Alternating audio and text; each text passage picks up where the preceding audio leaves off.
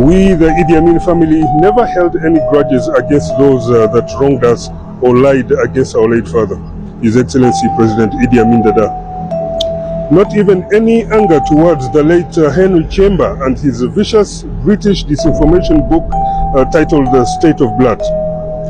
For the record, Henry Kyemba had stolen $7 million of Ministry of Health money during the Amin presidency. This is money that would be equivalent to $50 million today if adjusted for inflation.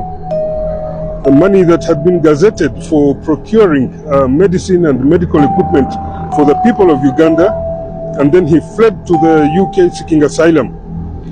British intelligence then contacted him for a disinformation operation to write the propaganda book titled State of Blood against President Idi Amin, or else they would reject his asylum request and return him to Uganda to answer for his corruption.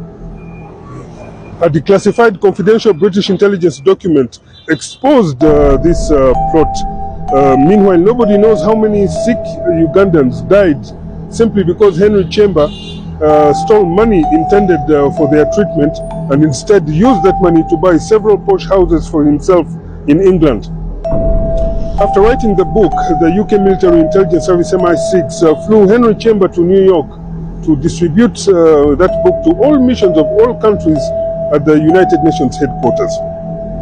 In Uganda, some individuals, including corrupt thieves and murderers, said all sorts of lies against my late father just to get a visa and or asylum in Europe and America. For others who had remained in the country under the subsequent regimes that followed, lies were the only way for them to survive in a Uganda whose new leaders had made their livelihoods and the legitimacy by hating and lying about President Idi Amin. Imagine that even a mere tea lady or cleaner faced being beheaded by Obote's brutal UNLA regime simply because the person had previously been employed in the Amin government. So the only way people survived under that heinous fascism was to lie that they had also been persecuted by Amin. Again, we do not hold grudges against them. If anything, the tarnishing of my father's name actually saved their lives, even from exile. So President Idi Amin carried their cross. As for Henry Kyemba, after all that treachery, where is he now?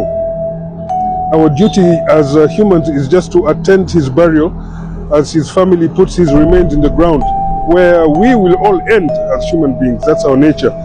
He will be there unable to move, unable to lift a finger, and even unable to open his mouth to apologize to us so as to go to heaven.